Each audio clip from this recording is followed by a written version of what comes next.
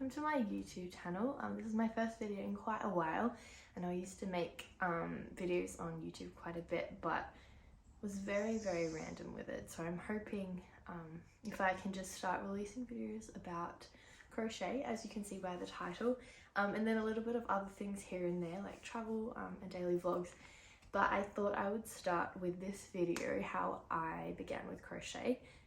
Just because I have been actually addicted to it for quite some time now. I think it's been a year and a half maybe, or last September, so not quite a year and a half yet.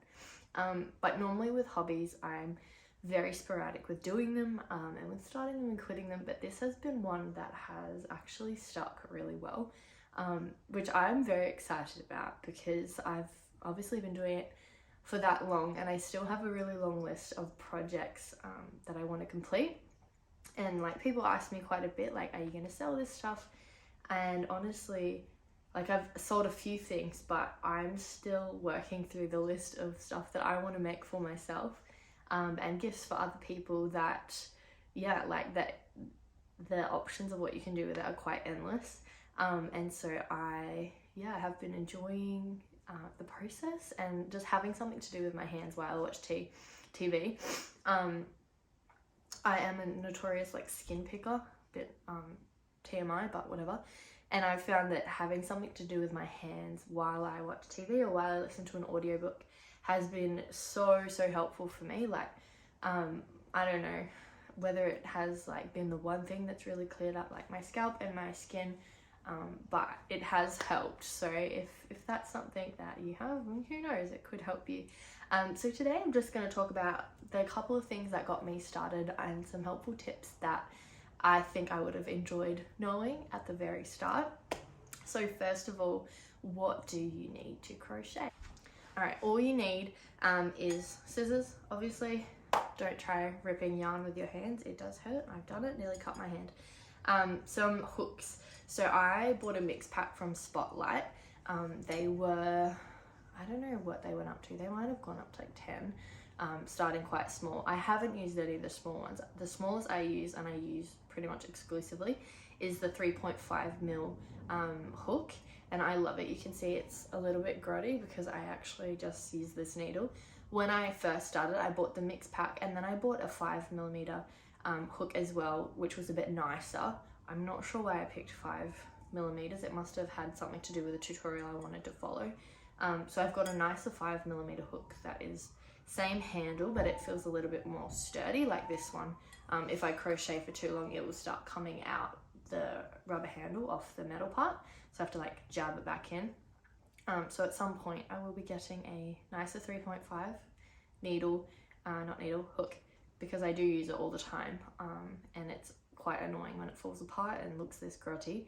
But yeah, I use the 3.5 because it creates a really nice tight stitch.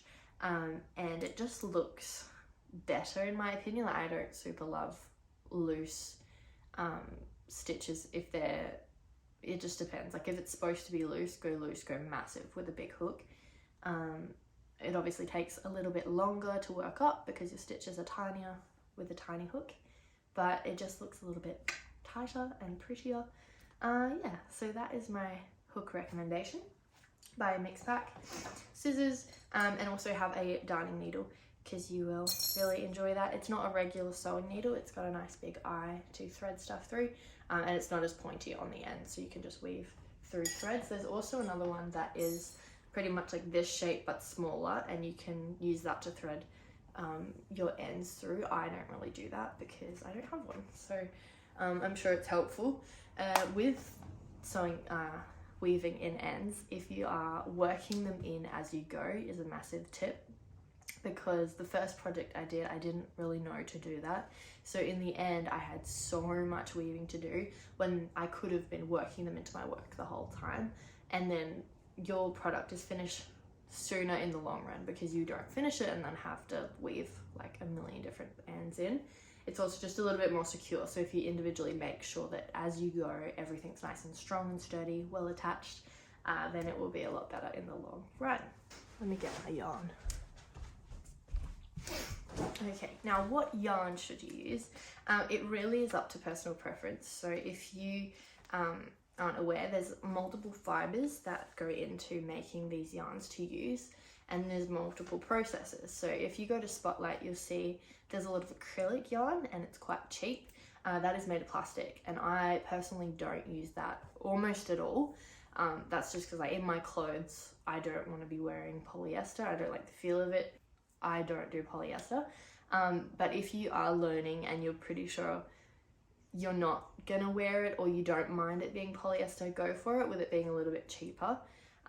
If that's something you don't mind, you will save money in the long run.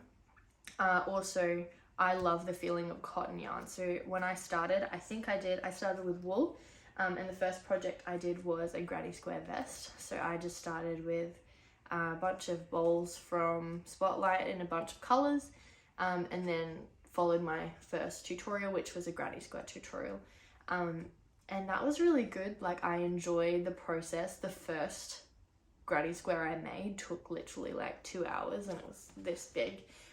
But once I had that sort of rhythm of how it works, kind of made sense in my brain from there, so fast. So I highly recommend starting with a granny square. I just finished recording, but I remembered I wanted to add, if you start with a granny square, there's also unlimited things you can do with granny squares by just sewing them together.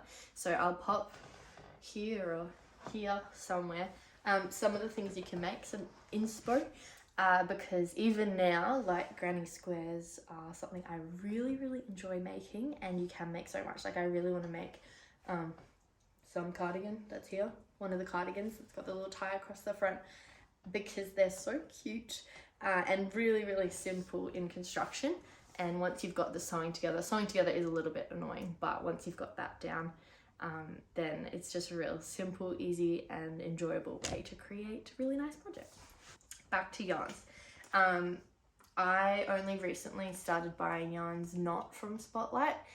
Spotlight do have yarns that are created in China, and they're pretty cheap, so just looking at things adding up can be a potential for exploitation in that chain of process, which I want to avoid, but it is so much more expensive to avoid. So when you're starting, if you don't mind just buying whatever yarn, the cheapest, go for it.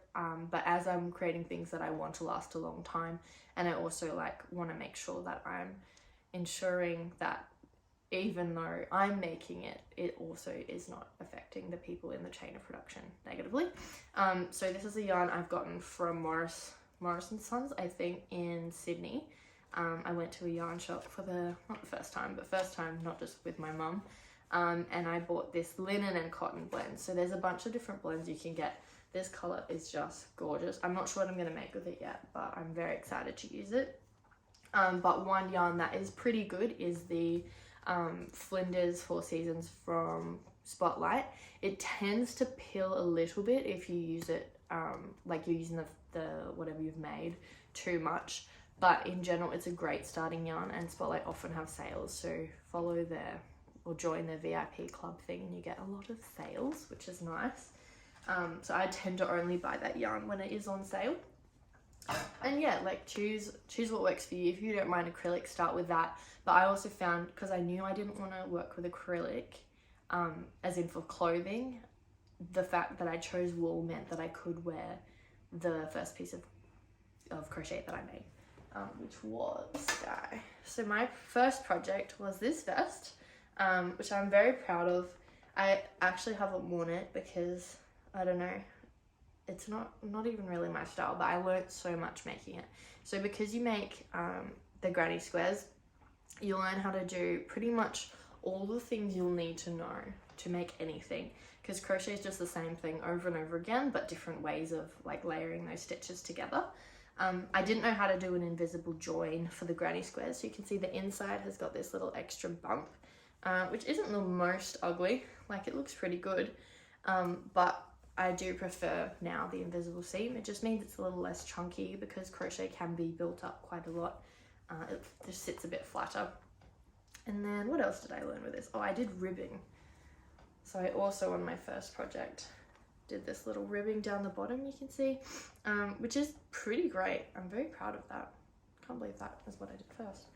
And then I just did little ties it was a great first project. It took ages, but that makes sense because it was the first one. Yeah, so start with granny squares is my recommendation. I'll link below the video that I used. Be very patient with yourself because the first one is going to be the hardest, and that's like the steepest learning curve. Then once you're through that, then it's pretty much uphill from there. I still haven't worked with a pattern other than just watching someone else like create something. So crochet is great in the fact you can freehand it quite a lot. All of my stuff is free-handed. And then just enjoy the process. Like, it doesn't necessarily mean because you've made something you're gonna wear it, which is also cool because you can very easily unpick things, unless it's mohair, which I'm currently discovering it's not so easy. But you can always reuse the wool. So there's a few things that I made at the very start that now I look at it and I'm like, oh, I'm never ever gonna wear that. So I've unpicked them and created them into something new, or I've just got them in a big ball of spare yarn, which one day will be used into something, which I also like because my current project that I've just finished and it's blocking outside is like a multi-stitch jumper, which has used every row is a different color, so it just works quite well in reusing yarn. So that's all I have today. Thank you for joining me. Please follow along if you want more crochet and general content. It won't all be crochet, but I really wanted to start with that. I think having a hobby is such a positive and important thing. I found it really has been a great stress reliever, and I really enjoy like having something that I'm creating all the time. It's like those little positive wins in like creating a different section of something at like different nights of the week. It's like small wins make life good. So if you are interested in crochet, highly recommend. And yeah, message me any questions, follow me on Instagram if you want to chat. Have a great day. Bye.